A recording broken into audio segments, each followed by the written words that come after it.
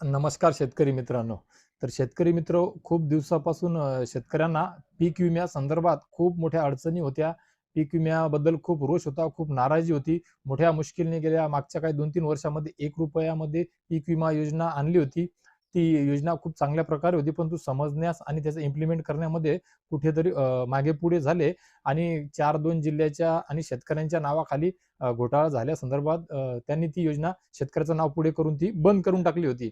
तर मित्रांनो आता या पीक विम्यासंदर्भातच खूप मोठी आणि खूप जास्त दिलासादायक अशी महत्त्वाची अपडेट समोर निघून आलेली आहे मित्रांनो.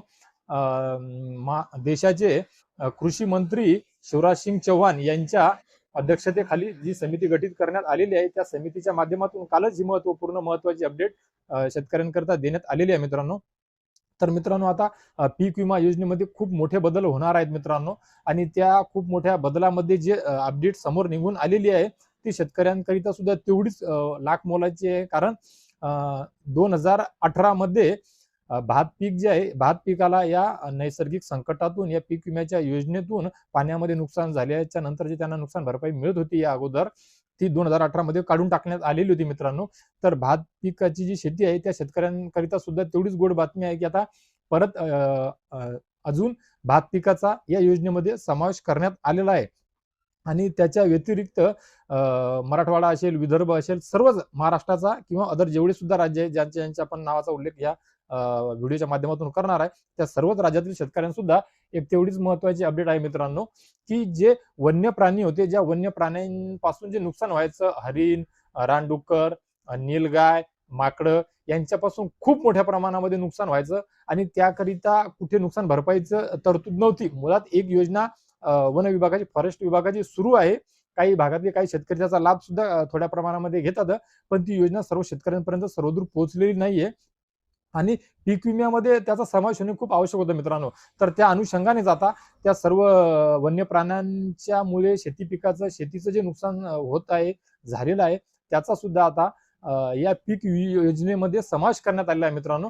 तर त्या संदर्भातली ही महत्त्वपूर्ण अपडेट, महत्त्वपूर्ण माहिती आहे. ती थोडक्यात बघून घेऊ आणि तुमच्यापर्यंत मी पोहोचवण्याचा प्रयत्न करणार आहे मित्रांनो. आणि योजना कधीपासून चालू होणार आहे, कोणते राज्य आहेत ते सुद्धा सांगणार आहे आणि तिची म्हणजे कशा प्रकारे मागच्या वेळेस सारखीच तक्रारी करायच्या नाही करायच्या या सर्व गोष्टी पाहणार मित्रांनो. तर बघूया मित्र, 2018 मध्ये भारत म्हणजे भाताच्या पिकाला पाण्यात बुडून होणाऱ्या नुकसानीकरिता स्थानिक आपत्तीच्या श्रेणीतून वगळण्यात आले होते.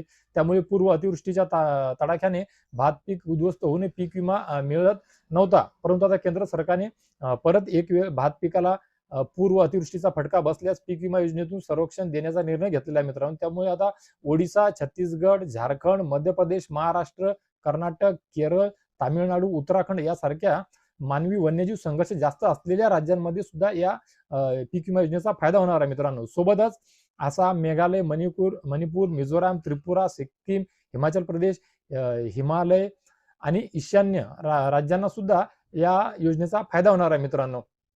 पूर प्रवण किनारपट्टी भागामधील भात शेती करत असलेल्या शेतकऱ्यांना सुद्धा यामध्ये समाविष्ट करण्यात येणार आहे मित्रांनो.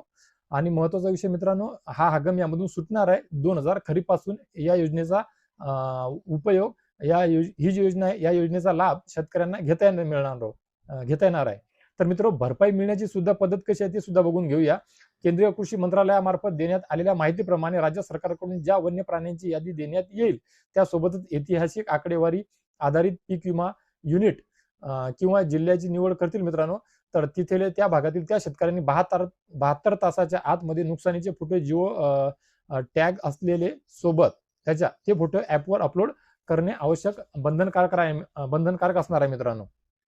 तर मित्र, यामध्ये मी तुम्हाला सांगितल्याप्रमाणे कोणत्या कोणत्या प्राण्यांचा समावेश होणार आहे. तर हत्ती, रानगवा, नीलगाय, हरिण, माकड या वन्य प्राण्यांच्या हल्ल्यांमुळे मोठ्या प्रमाणामध्ये नुकसान होते मित्रांनो. आणि या वन्य प्राण्यांच्या हल्ल्यातील पीक नुकसान स्थानिक जोखीम या श्रेणीत 5वा ऍड ऑन कव्हर म्हणून मान्यता देण्यात आलेली आहे मित्रांनो. तर ठळक स्पष्ट भाषेत आपण फक्त एवढं समजून घ्यायचं आहे की ही पीक विमा योजना पूर्वरत होणार आहे. परत 2026 मध्ये खरीप हंगामामध्ये चालू होणार आहे. सर्वात महत्वाच्या 2 गोष्टी म्हणजे वन्य प्राण्यांपासून होणारं नुकसान आणि भात शेतीला जे वगळलं होतं ते भात शेतीला घेण्यात आलेलं आहे. तर वन्य प्राण्यांपासून नुकसान होणं ही काही लहान गोष्ट नाहीये. खूप साऱ्या शेतकऱ्यांना खूप मोठ्या प्रमाणामध्ये नुकसान होते मित्रांनो.